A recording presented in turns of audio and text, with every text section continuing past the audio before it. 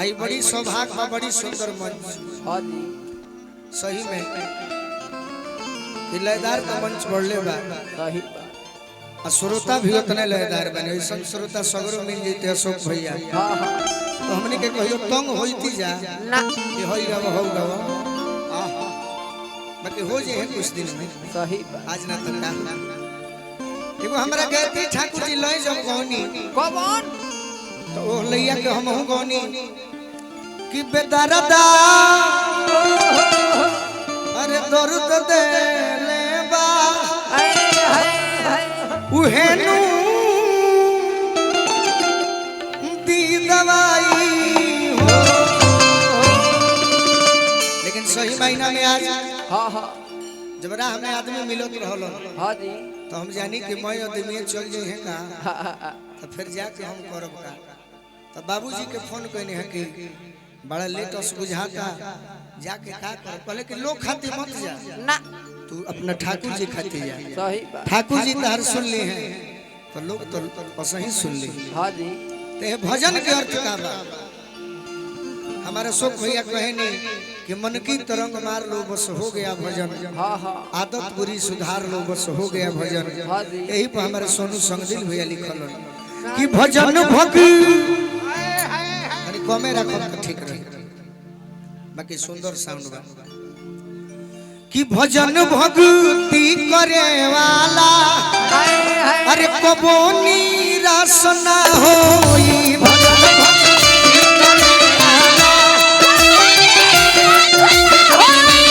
भजन भक्ति करे वाला कबो निराश ना होई।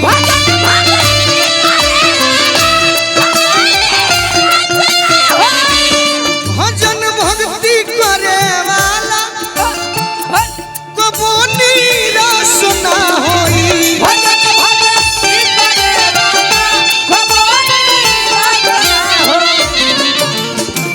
भजन भक्ति करे वाला कबो निराश ना होई ना अब विश्वास ना होके हाँ जी तो तू जाके देखो दर पर, तू जाके देखो दर पर खेल अरदास ना होई।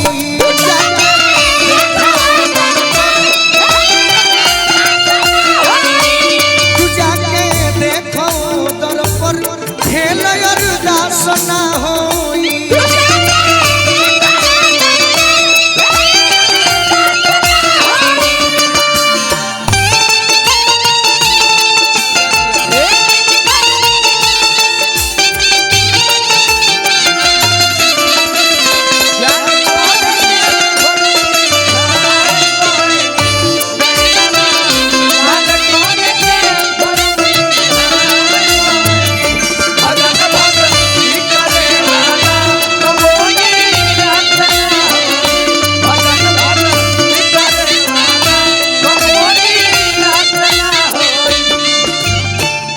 आज ठाकुर जी के कृपा भइल तो हम मिलनी।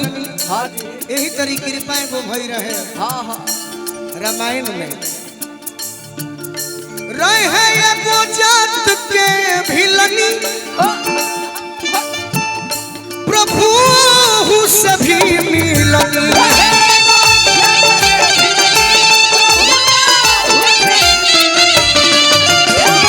रहे एगो जात के भिलनी हाँ जी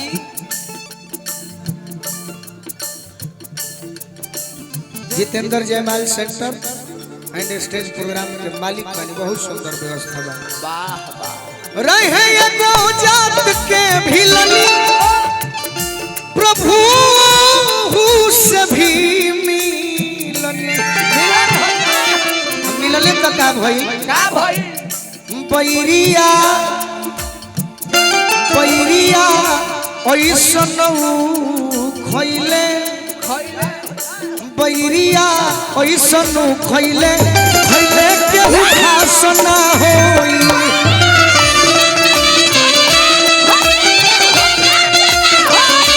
भजन भक्ति करे वाला कबो निराश ना होई।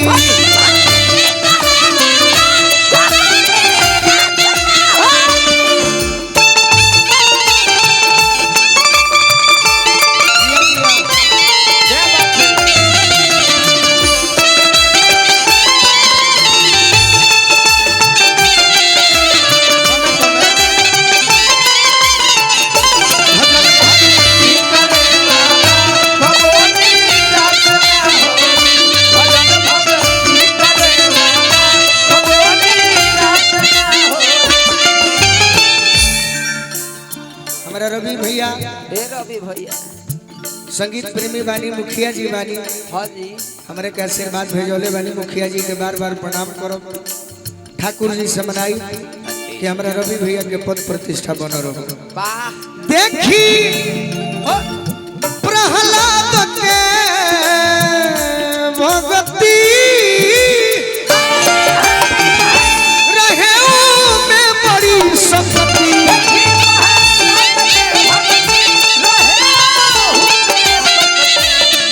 देखी प्रहलाद के भगती रहे में बड़ी शक्ति। गोलू संग दिल वो पीता के, सुनू संग दिल वो पीता के।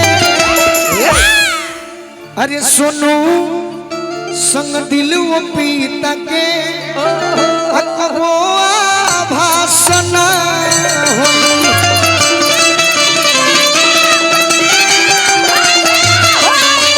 भजन भक्ति करे वाला नीला सना होई।